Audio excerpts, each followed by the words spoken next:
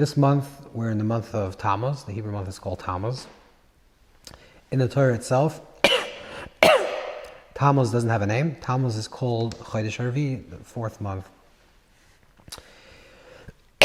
The names of the months, most of the names of the months, so the Yerushalmi says in Rosh Hashanah, Perek Aleph, and it's brought down in Tosfos in Rosh Hashanah Daf Zayin, that the name is Olam Bavel.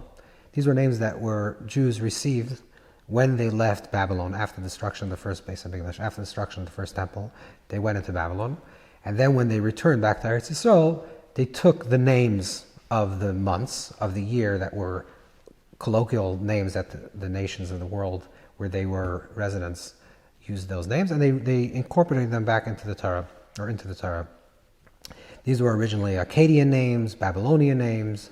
The Ramban in Shmois, Perek Beis, Pasuk Beis says that the reason for that is that it's to remember the exile into Babylon and then the eventual return to Eretz Yisrael, so to remember the Nes, the miracles that we received and entering to Eretz Yisrael, so to commemorate that. Just like in the first time when we left Egypt, we counted the months based on when we left Egypt. The first Nisan was connected to the first month we left Egypt, and the second month to the second month after we left Egypt. So the same thing also after we left Babylon, to commemorate that, we call them by their names. So this is the general idea, which according to most Rishonim, this is the source of the names of the months. With the name of the month of Tammuz, there's something very peculiar, something very interesting. The name Tammuz itself, we have in a pasuk in Daniel, we know that the word Tammuz refers to heat. What type of heat? What is Tammuz connected to specifically? So in Yecheskel, in the book of Yecheskel, the book of Ezekiel in chapter 8, the pasuk tells us about an avodah zarah, an idol worship, or an idol worshipper that was called Tammuz.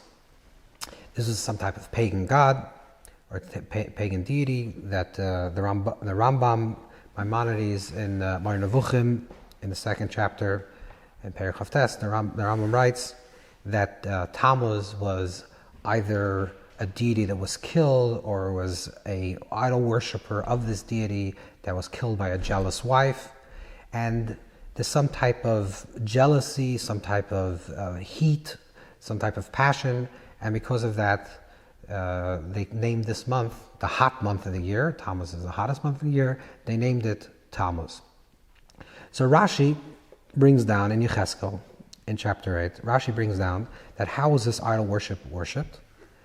Was they created a hollow image of some deity, of the deity of Tammuz, and then they placed lead in the eyes. They created hollow eyes and they put lead into the eyes. Then they lit a fire underneath this little idol, and the fire filled up the entire idol, heated the lead in the eyes of the idol, and then the idol looked like it was crying. It was dripping lead. And what that evoked was that the people that came to worship this idol would stand next to this idol that was weeping, and they too wept. Why did they weep? What was the intention of the weeping? And the pasuk talks about the women of that time. Yecheskel laments the fact that the women of that time were worshiping this idol. This has to do with the summer solstice. So normally the pattern of the year is that from the winter solstice to the summer solstice, the days start becoming longer and longer, which means that there's more sunlight. And finally the spring ensues, and then it becomes summer, and people are filled with hope, with excitement, with a sense of renewal. Things are going to change. Things are going to be better. Certainly, if you live in a very cold climate, the whole world was very dormant. It was cold. It was rainy. The trees are barren, and then all of a sudden, life comes, and there's more life, and more sunlight, and more daylight, and that fills a person with hope. What does the summer solstice represent? That represents the end of the longest day of the year. And then from that time forward, we're moving slowly into the winter, and days are getting shorter, it's becoming less heat, less sunlight, less daylight, and slowly moves all the way into the middle of the winter. So the summer solstice, which was worshipped at that time, the idol worship of the Tammuz was that people would gather next to this deity and they would weep for the lost potentiality. that the spring came and they were full of hope that things are going to be different. Maybe a lot of the women at that time were hoping that they would fall in love, they would find the right person to be with. Maybe the farmer was hoping that they have good crop and they would be able to sell very well, and they have a good bikurim, and they'll have a good crop to sell, and they would make a lot of money. There was a lot of hope that was filled in this world. The moment the summer solstice came along and the days started to get shorter, people would gather around this weeping idol. The weeping idol would evoke some type of emotion, some type of weeping within themselves, and that would cause them to cry. Now, correspondingly, the months of Tammuz and Av also correspond. Any other mind.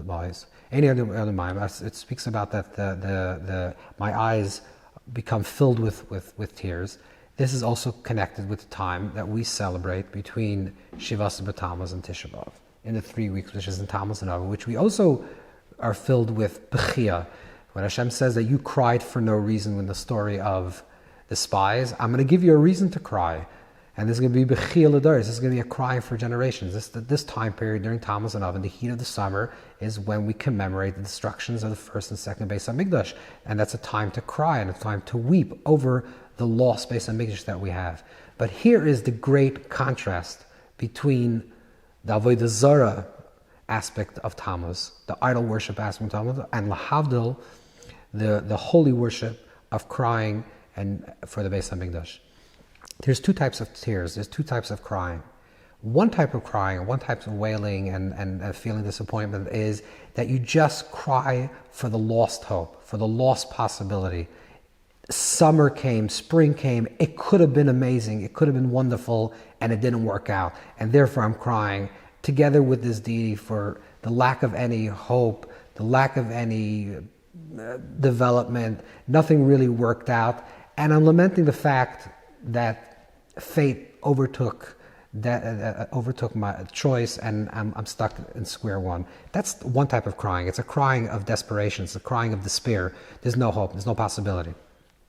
Tammuz, the month of Tammuz, is when we have to try to transform that tears, that type of despair, into something that's holy. What is holy tears? Holy tears means there was once a glorified past. We did have a Beis HaMikdash. The Beis HaMikdash was destroyed. We had a first Beis HaMikdash. We had the first temple. The second temple we destroyed, and we're tearful, and we're filled with bechia. But the tears is not just a crying for the past. The tears is filling us with a hope for the future.